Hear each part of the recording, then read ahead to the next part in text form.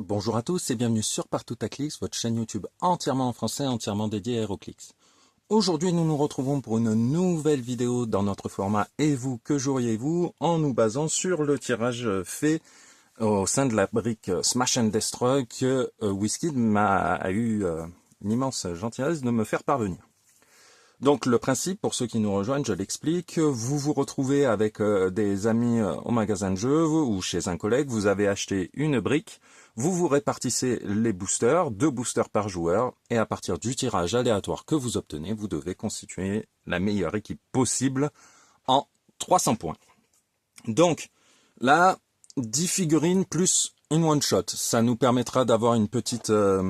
Voilà, on se dit, si jamais il y a 5 points qui traînent, on peut toujours sortir la one-shot. On va déjà voir l'effet qu'elle a.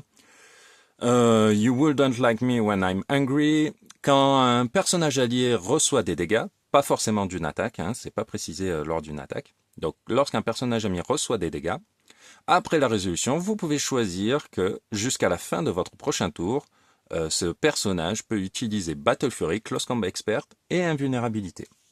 Alors cela peut avoir un intérêt, si vous avez un ton qui a été un petit peu amoché, de sortir cette carte pour qu'il puisse infliger encore de meilleurs dégâts. Alors, déjà sur le tirage, forcément ce qui attire l'œil c'est l'ASR. On sait que les figurines d'une rareté supérieure ont souvent des pouvoirs un peu plus complexes et une efficacité voilà, un peu plus punchy que les figurines d'une rareté moindre. Donc il y a déjà l'ASR qui va attirer l'œil. Il s'agit de Cinder. C'est la fille de Surtur. Moi, je la connais principalement à travers War of the Realms. On voit qu'elle fait 80 points. Elle est jouable également en 55, mais on perd trop. Hein. On perd 1 en attaque, 2 en mouvement, 1 en défense, 1 en dégâts. Donc, si on doit la jouer, ce sera forcément en 80. Elle a 2 traits. Le premier, poison.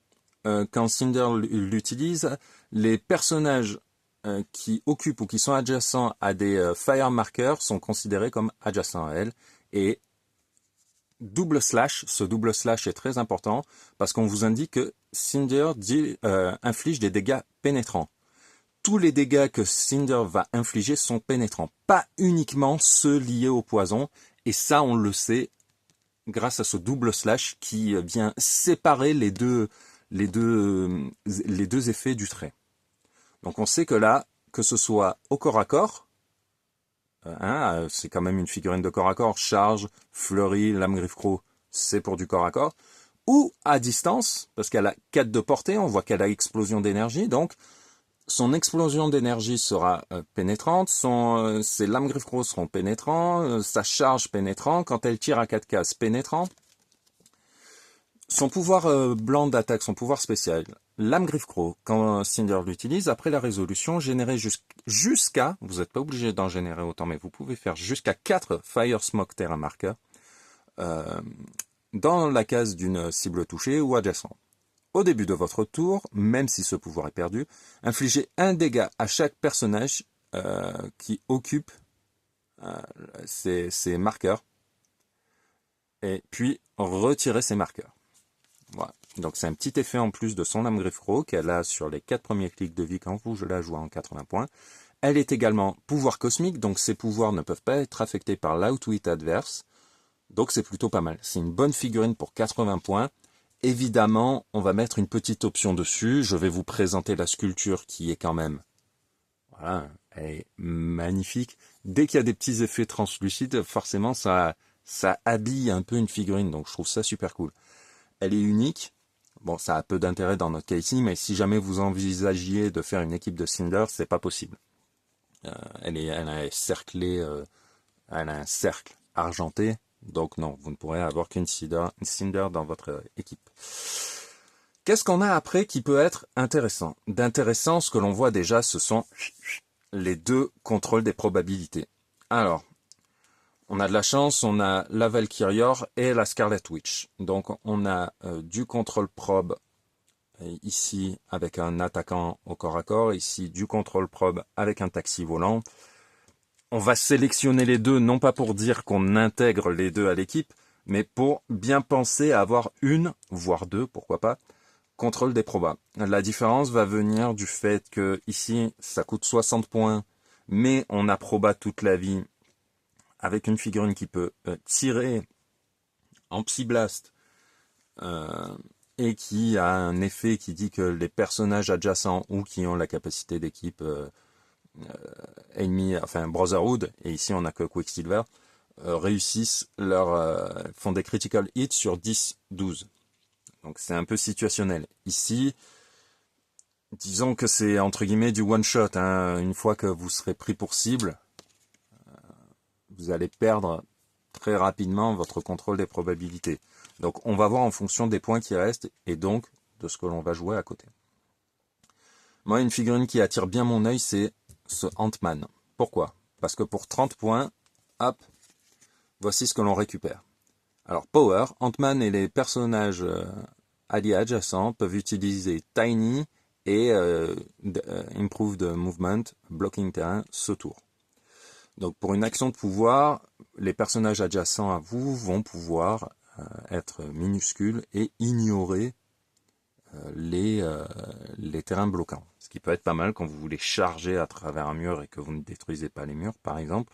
Ça peut être pas mal.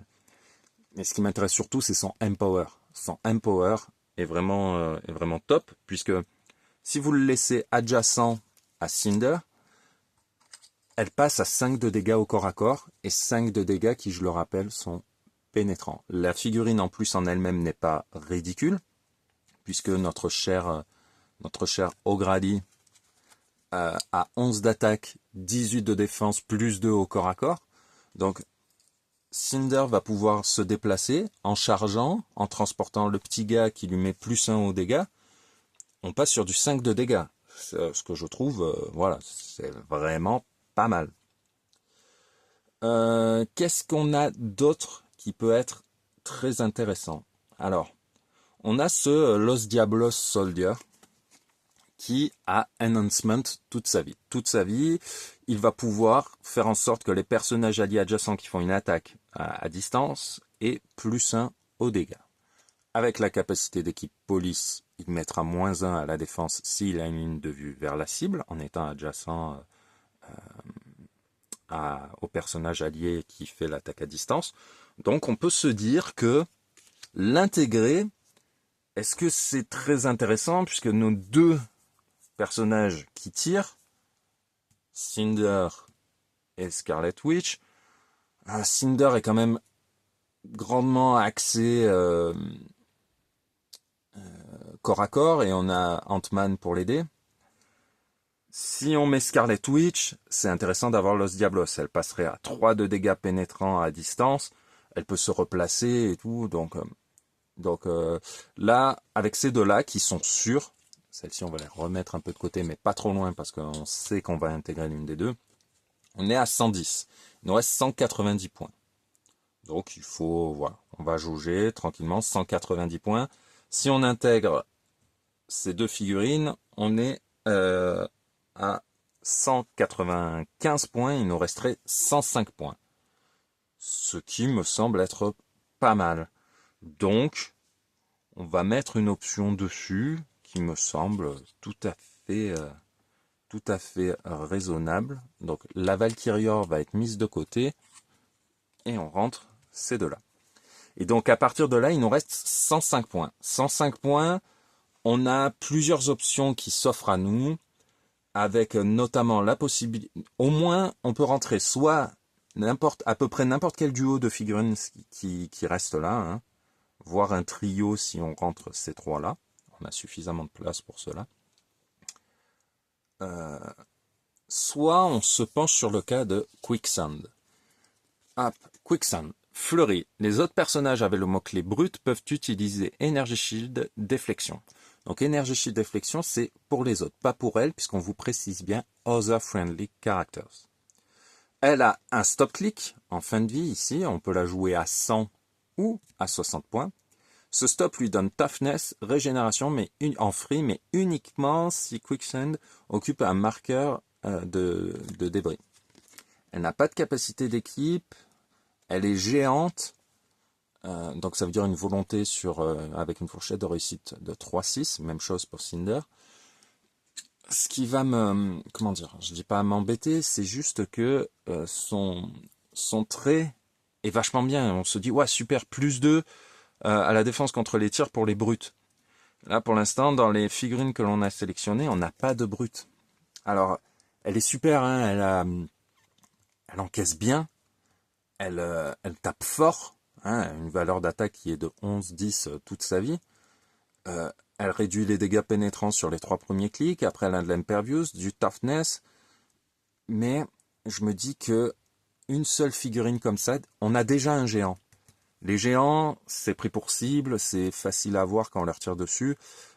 Si j'en mets une deuxième, ça va faire 2 cibles de loin et je me dis que c'est pas forcément le meilleur plan. Donc je vais l'écarter. Je me dis qu'un géant, c'est déjà bien. D'autant que on a le petit Goliath qui est plutôt pas mal. Alors, je vous présente la figurine. Alors, on se dit, il est en train de porter un truc. L'angle des mains, voilà, vraiment, il porte un truc. Tu lèves pas les mains comme ça sans raison. La figurine en elle-même, Power, un premier trait, Power, retirer tous les marqueurs débris des cases non occupées dans les 3 cases, puis générer un terrain bloquant marqueur dans chaque case qui avait un débris retiré et qui n'avait pas d'autres marqueurs. Un deuxième trait, Defend, donc il va pouvoir partager sa valeur de défense.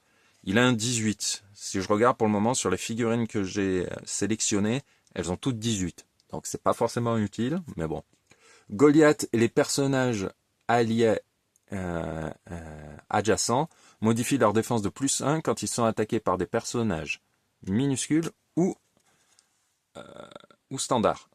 Donc là, ça devient intéressant. Ça devient intéressant parce que, oui, vous allez partager un 18 de défense que tout le monde a, mais en restant collé aux copains, vous leur mettez également +1 à la défense s'ils sont attaqués par des minuscules et des standards.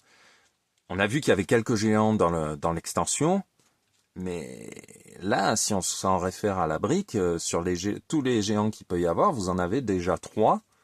Donc on se dit, pourquoi pas? Pourquoi pas? Pour 50 points, on pourrait rentrer ça, il resterait 55 points.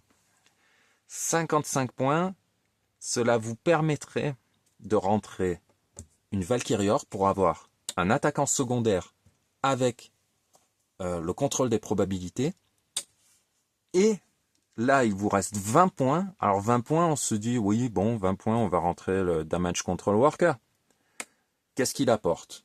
Donc ça pourrait être la version finale de l'équipe. Hop. Et on va voir la synergie entre les figurines tout de suite. Le Damage Control ici, que je vous présente, qu'on a déjà vu dans des vidéos précédentes, hein, c'est une commune, donc on l'a eu plusieurs fois. C'est surtout sa capacité d'équipe Shield qui va vous permettre d'augmenter de 1 la portée des alliés adjacents. Donc Cinder et Scarlet Witch vont pouvoir tirer jusqu'à 5 cases.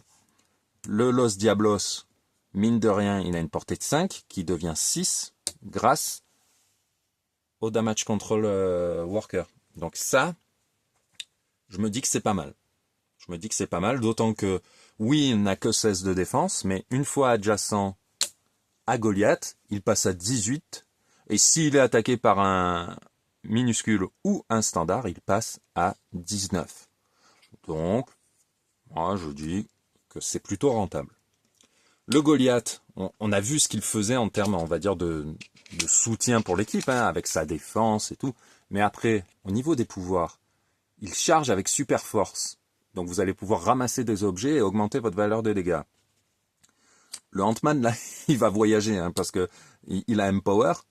Vous chargez avec Goliath qui transporte Ant-Man. Donc ça c'est super, hein. Le Goliath il passe à 4 de dégâts, voire plus, avec les objets que vous allez, ou les marqueurs de terrain que vous allez casser sur la tête de l'adversaire. Une fois que les deux artistes sont placés, Cinder vient charger également, et pourquoi pas en transportant une Valkyria, pour avoir de la relance. Après, elle est géante, donc les lignes de vue ne seront pas bloquées, mais là, en état adjacent à ces deux-là, elle va coller 6 clics de dégâts pénétrants. Et là, ça commence à bien tourner.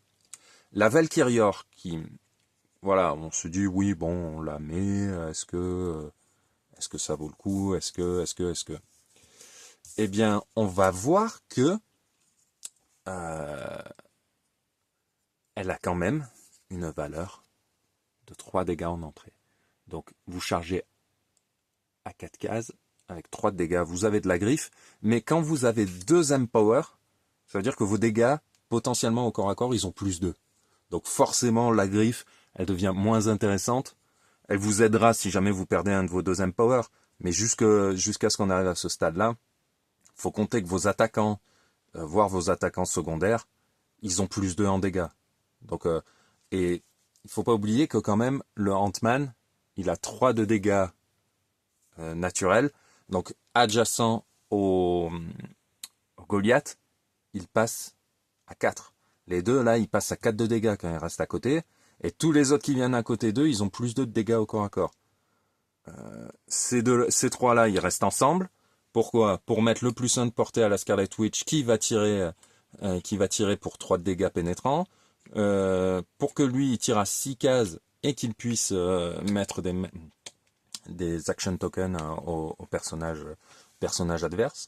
Donc vraiment, je pense que là, cette figurine, on est pas mal. Je vais refaire les calculs histoire de ne pas me tromper. On est à 20, ici ça fait 100, 100 et 50, 150, 150 et 55, ça fait 205, 205 et 60, ça fait 265, 265 et 35, ça fait bien 290. Donc voilà, les 7 figurines que je jouerais si je devais faire une équipe scellée à partir de ce tirage. Et donc, voilà, on arrive à la fin de cette vidéo et je vous pose la question, et vous, que joueriez-vous? Merci à tous.